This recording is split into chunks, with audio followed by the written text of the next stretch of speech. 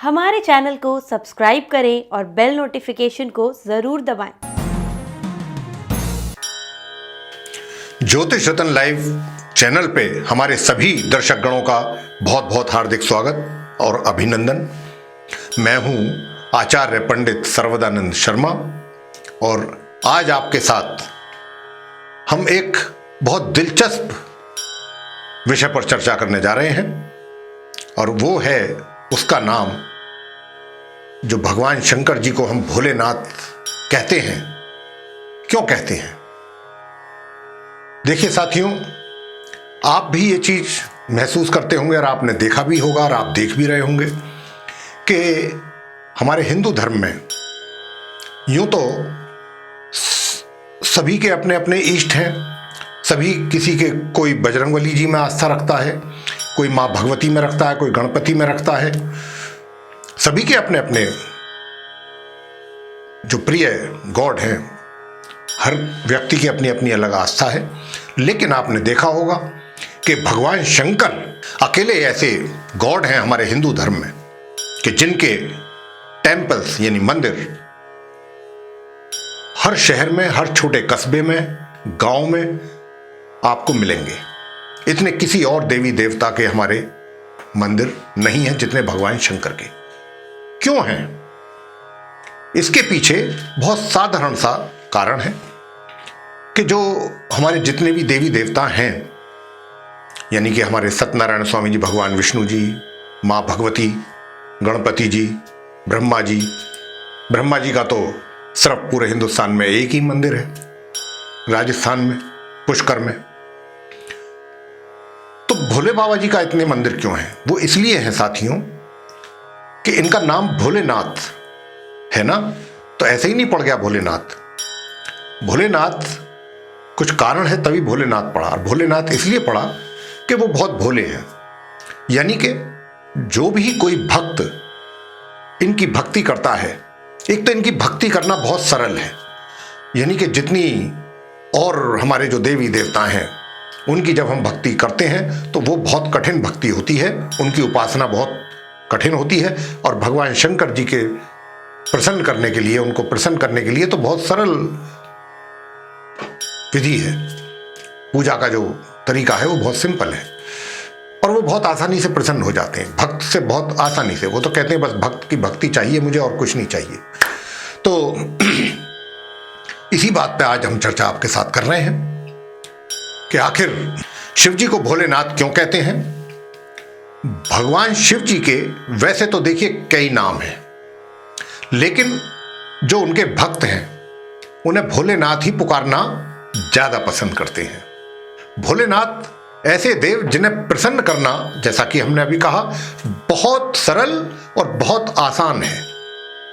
इस शब्द का दार्शनिक मतलब है भोले यानी बच्चे जैसी मासूमियत। नाथ मतलब भगवान, मालिक। भगवान शिव को जहां एक तरफ भोलेनाथ हम कहते हैं तो वहीं दूसरी तरफ उन्हें सृष्टि का विनाशक भी कहा जाता है, जो शमशान में बसते हैं और जिनके शरीर पर भस्म लिपटी रहती है, जिनके साथ भूत और प्रेत आदि वास करते हैं, उनका वास होता है। ऐसे देव को भोलेनाथ आखिर क्यों कहा जाता है? लेकिन इन सब के बावजूद भगवान शंकर भोले ही हैं। उनके अंदर ना तो अहम है यानी कि अहंकार है, ना तो, और ना ही कोई चालाकी है। उन्हें अपनी शक्ति पर बिल्कुल भी अभिमान नहीं है, इसीलिए वह भोलेनाथ है। उन्हें भोलेनाथ कहे जाने के पीछे एक छोटी सी कहानी है कि एक असुर था जो हजारों वर्षों से तपस्या कर रहा था। भगवान शिव की उपासना में दिन रात लीन। भगवान शिव भली भांति जानते थे कि वह एक राक्षस है और उसे वरदान देना सही नहीं होगा। फिर भी उसकी उपासना से प्रसन्न हो गए भगवान शंकर और उसके सामने प्रकट हुए और उस राक्षस से वरदान मांगने के लिए उन्होंने कहा।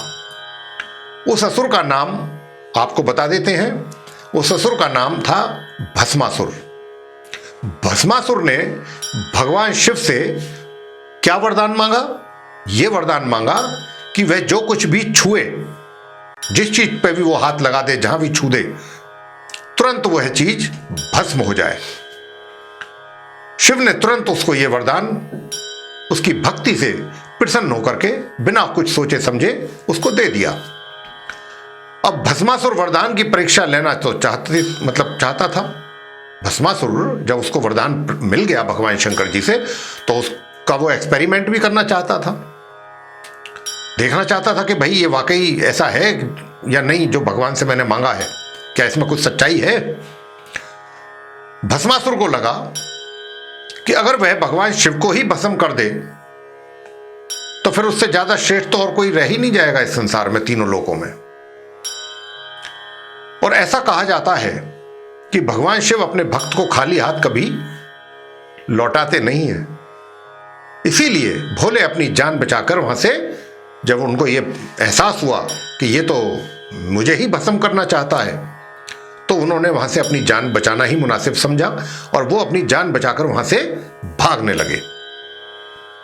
तब भगवान विष्णु, जो कि ये सब देख रहे थे, उन्होंने तुरंत एक चाल चली और मोहिनी का भेष धारण किया।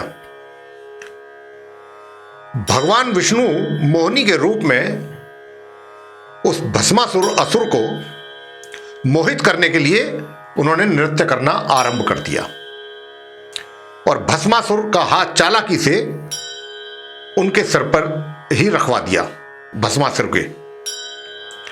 और इस तरीके से भस्मासुर नाम के राक्षस से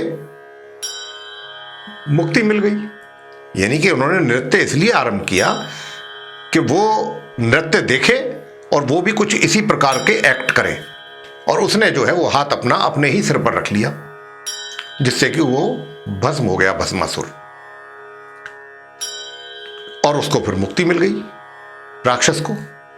इसीलिए तो भगवान शिव को भोलेनाथ कहा जाता है, जिनसे वरदान पाना सबसे आसान है। हमारे जितने भी देवी देवताएं हैं उनकी पूजा करना बहुत एक तपस्या के समान होता है, लेकिन भगवान शंकर जी की पूजा अर्चना कर ली तो बहुत सरल तरीका होता है इनके पूजा करने का।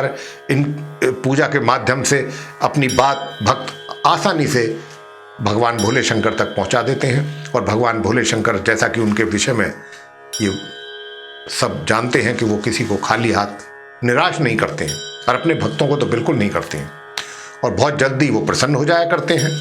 और फिर कोई ना कोई आपके मन की जो इच्छा होती है, जो आप वरदान चाहते हैं उनसे, या जो अपनी इच्छा या मन्नत आप मांगते हैं, वो उसको पूरा कर देते हैं।